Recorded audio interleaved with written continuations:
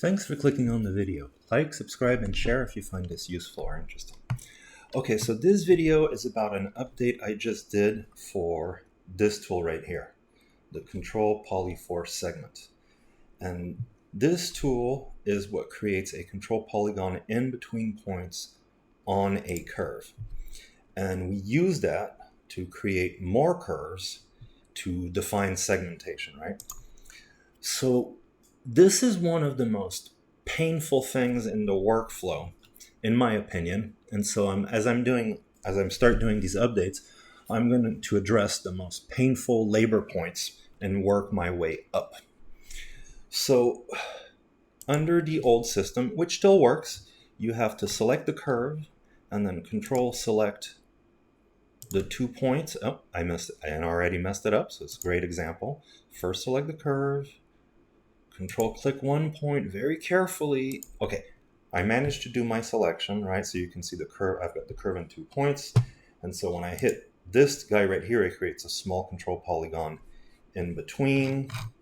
And then with this, just as a reminder, with this control polygon, I can create one more little curve, and let me make it really big.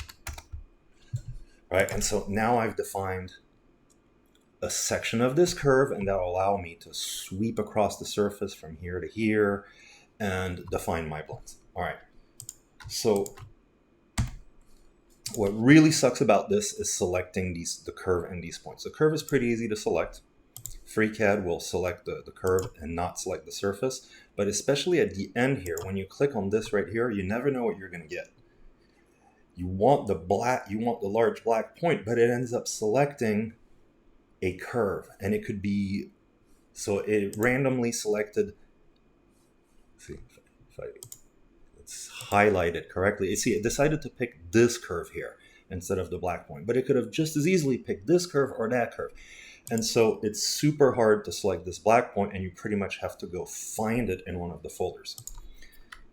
The way the tool now works is that in addition to the old method of one curve and 2 points, if you now just click on the curve in between 2 points, it finds the first point this way and the first point that way, and it says, hey, I'm going to make the segment on that portion here. So this was the one that wasn't too hard to do. Where it's really useful is when you click here in between the red and the start point, it finds the start point.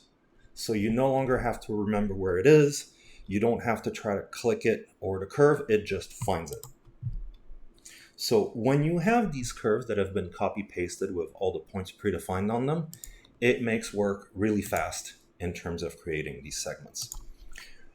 But there's a little bit more to it than that, and let me show you. I'm going to make a new file, simple sketch,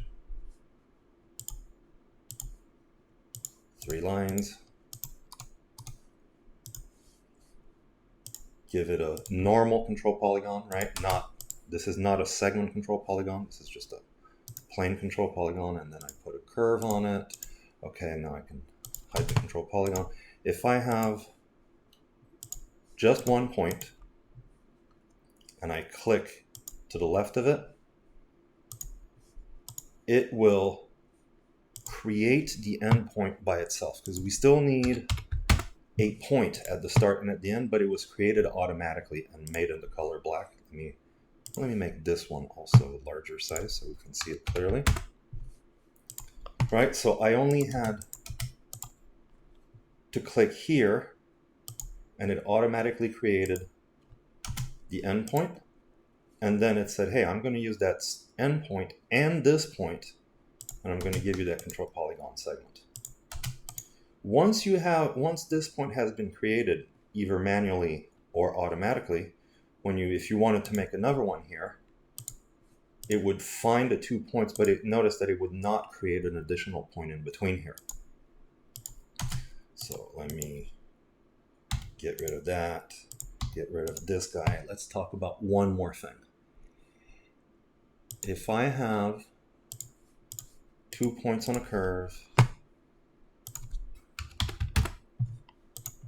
I click right here, and as I explained, it automatically creates this piece. I make a curve from that segment.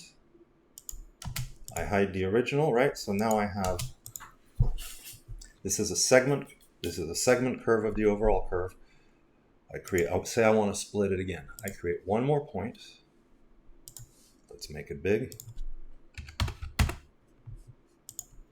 Okay, when I create here, it's going to find this point on the right, but then this red point right here, if we examine it, it belongs to the first curve, which is the overall curve.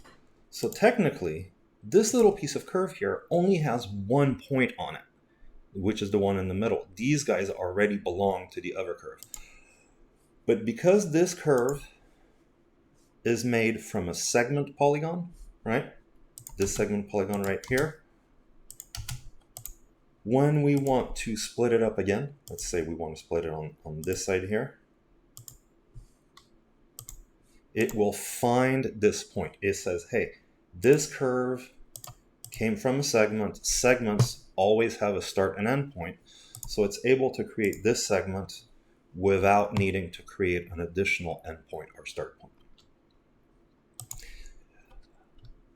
So this simplifies the workflow quite a bit, and it makes it so that when you're at the stage where you're ready to create your segments and the pieces and the curve pieces, you do not have to dig through folders to find these points, and you do not have to do multiple selection across in order to be able to create the segments.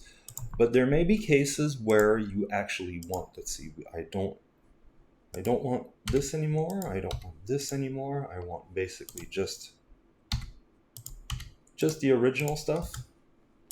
But let's say I wanted to create a curve. I wanted to create a segment that went from this point here to this point here, and I wanted to skip over this one, which happens sometimes, especially when you're doing the rolling blend, the rolling corner blends.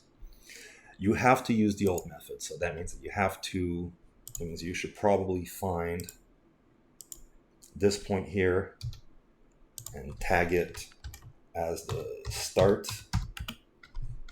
And then you have to do the old-fashioned way of selecting the curve, selecting the start point, and selecting the end point you want.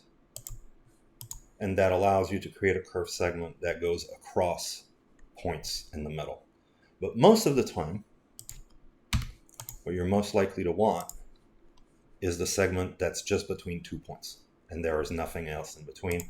And in this case, it is now much faster to create that. All right, well, I hope you guys appreciate that. I have a lot more updates in the pipeline, including automatically creating the control polygon and the curve at the same time when you start from a sketch, and things of that nature. Like I said, I'm going to be starting from the bottom up, making tools to improve things, the atomic operations, and working my way up. And also I have something in the pipeline to finally nest objects inside of each other in a way that still allows you to put them in folders. All right. Thank you for watching until the end, and I'll catch you next time.